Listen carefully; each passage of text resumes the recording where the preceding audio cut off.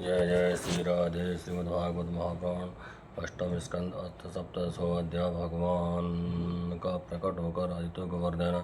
श्री सुखदेव जी कहते हैं, परीक्षित अपने पति देव महर्षि कश्यप जी का उपदेश प्राप्त करके अदिति ने बड़ी सावधानी से 12 दिन तक इस व्रत का अनुष्ठान किया। व्रत बुद्धि को सारथी बनाकर मन की लगाम से उसने इंद्रिय रूप दुष्ट घोड़ों को अपने वश में कर लिया और एक निष्ठ बुद्धि से वह पुरुषोत्तम भगवान का चिंतन करती रही। उसने एकाग्र बुद्धि से अपने मन को सर्वात्म भगवान वासुदेव में पूर्ण रूप से लगाकर व्रत का अनुष्ठान किया। तब पुरुषोत्तम भगवान उसके सामने प्रकट हुए। परीक्षित वे पीताम्बर धारण किए हुए थे, 4 भुजाएं थीं और शंख चक्र गदा लिए हुए थे।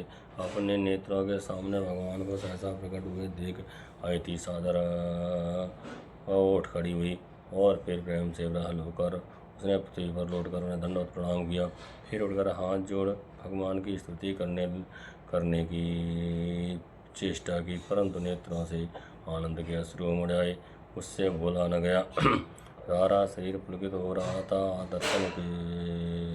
दर्शन के आनंद उल्लास में उसी के अंगों में कंप होने लगा था। वह चुपचाप खड़ी रही। परीक्षित देवी अदिति ने अपने पूर्व प्रेमपूर्ण नेत्रों से लक्ष्मी विश्वती याज्ञेश्वर भगवान को इस प्रकार देख रही थी मानो वह उन्हें पी जाएगी। फिर बड़े प्रेम से गदगद वाणी से धीरे धीरे उसने भगवान की स्तुति की। अदिति ने कहा, आप यज्ञ के स्वामी हैं और स्वयं यज्ञ भी आप ही हैं। अच्छे तो आपकी चरण कमलों का आश्रय लेकर लोग भवसागर से तर जाते हैं। आपके इस कीर्तन का श्रवण एवं संसार से तरने वाला आपके इस कीर्तन का श्रवण भी संसार से तारने वाला है। आपके नामों के श्रवण मात्र से ही कल्याण हो जाता है।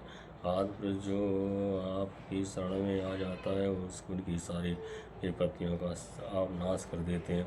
भगवान आप दीनों स्वामी और भगवान आप दीनों के स्वामी हैं। आप हमारा कल्याण कीजिए। आप विश्व की उत्पत्ति स्थिति और प्रलय के कारण हैं और विश्वरूप भी आप ही हैं। अनंत होने पर भी स्वच्छंदता से आप अनेक शक्ति और गुणों को स्वीकार कर लेते हैं। आप सदा अपने स्वरूप में स्थित रहते हैं। निरंतर बढ़ते हुए पूर्ण बोध के द्वारा आप हृदय के अंधकार को नष्ट करते हुए रहते हैं। भगवान मैं आपको नमस्कार करता हूँ। प्रभु अनंत जब आप प्रसन्न हो जाते हैं तब मनुष्यों की ब्रह्मा जी की दीर्घायु उन्हें उनकी समान दिव्य शरीर प्रत्येक अभीष्ट वस्तु अतुलित बुधन स्वर्ग पृथ्वी पाताल योग की समस्त विद्याएँ अर्थात धर्म काम रूप स्वर त्रिवर्ग और केवल ज्ञान तक प्राप्त हो जाता है। फिर शत्रुओं पर विजय प्राप्त करना आदि सी छोटी छोटी कामनाएं उनके संबंधों में तो कहना ही क्या है। श्री सुखदेव जी कहते हैं, परीक्षा जो अतिथि ने इस प्रकार कमल नयन भगवान की स्तुति की तब समस्त प्राणियों के हृदय में रहकर भी गतिविधि जानने वाले भगवान ने यह बात कही। श्री भगवान ने कहा, देवताओं की जननी आदि अतिथि तुम्हारी चिरकालीन अभिलाषा को मैं जानता हूँ। शत्रुओं ने तुम्हारे पुत्रों की संपत्ति छीन ली है और उन्हें उनके लोग स्वर्ग से धकेल दिया है। तुम चाहती हो कि युद्ध में तुम्हारे पुत्र और मतवाले और बलिष्ठों को जीतकर विजय लक्ष्मी प्राप्त करें, तो तुम उनके साथ भगवान की उपासना करो। तुम्हारी इच्छा है कि तुम्हारे इंद्रादि पुत्र जब शत्रुओं को मार डालें तब तुम उनकी रोती हुई दुखी स्त्रियों को अपने आँखों से देख सको। अदिति, तुम चाहती हो कि तुम्हारे पुत्र धन और आसक्ति से समृद्ध हो जाएं, उनकी कीर्ति और ऐश्वर्य उन्हें फिर से प्राप्त हो जाए तथा वे स्वर्ग पर अधिकार जमा कर पूर्ववत विजय विहार करें। परंतु देवी वे असुर सेनापति इस समय जीते नहीं जा सकते, ऐसा मेरा निश्चय है, क्योंकि ईश्वर ब्राह्मण इस समय उनके अनुकूल है। इस समय उनके साथ यदि लड़ाई छिड़ी जाएगी तो उससे सुख मिलने की आशा नहीं है। फिर भी देवी, तुम्हारे इस व्रत के अनुष्ठान से मैं बहुत प्रसन्न हूँ, इसलिए मुझे इस संबंध में कोई न कोई उपाय सोचना ही पड़ेगा, क्योंकि मेरी आराधना व्यर्थ तो होनी ही नहीं चाहिए। उससे श्रद्धा के अनुसार फल अवश्य मिलता है। तुमने अपने पुत्रों की रक्षा के लिए विधि पूर्वक व्रत से मेरी पूजा एवं स्तुति की है। अतः मैं अंश रूप से कश्यप के वीर में प्रवेश करूँगा और तुम्हारा पुत्र बनकर तुम्हारी संतान की रक्षा करूँगा। कल्याणी तुम अपने पद कश्यप में मुझे इसी रूप में स्थित देखोगी और निष्पाप प्रजापति की सेवा करो। देखो और निष्पाप प्रजापति की सेवा करो। देवी देखो, किसी के पूछने पर भी ये बात दूसरों को मत बतलाना। देवताओं का रहस्य जितना गुप्त रहता है उतना ही सफल होता है। श्री सुखदेव जी कहते हैं, इतना कहकर भगवान वहीं अंतर्ध्यान हो गए। उस समय अदिति ये जानकर कि स्वयं भगवान मेरे गर्भ से जन्म लेंगे, अपनी कृतकृत्यता का अनुभव करने लगी। भला ये कितनी दुर्लभ बात है। वह बड़े प्रेम से अपने पति देव कश्यप की सेवा करने लगी। कश्यप जी सत्यदर्शी थे। उनके नेत्रों से कोई बात छुपी नहीं रहती थी। अपने समाधि योग से उन्हें ज्ञान जान लिया कि भगवान का अंश मेरे अंदर प्रविष्ट हो गया है। जैसे वायु काट में आगिन का आधार करती है, वैसे ही कश्यप जी ने समाहित चित्त से अपनी तपस्या के द्वारा चिर संचित वीर का आदित्य में आदान कर दिया।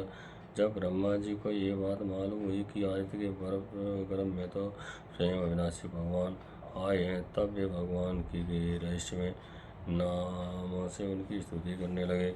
ब्रह्मा जी ने कहा, समग्र कीर्ति के आश्रम भगवान आपकी जय हो। अंतराय शक्तियों के अधिष्ठान आपके चरणों में नमस्कार हो। ब्राह्मण देव त्रिगुणों के विनायक आपके चरणों में बार बार प्रणाम है।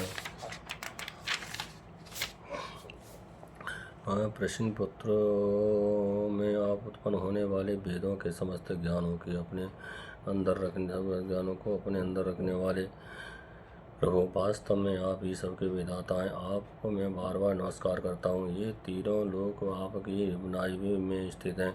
तीनों लोकों में से मेरे परे वैकुंठ में आप निवास करते हैं। जीवों के अंतःकरण में आप सर्वदा विराजमान रहते हैं।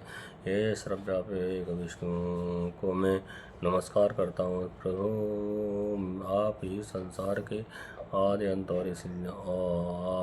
और इसलिए मध्य भी है। यही कारण है कि वेद अनंत शक्ति पुरुष के रूप में आपका वर्णन करते हैं।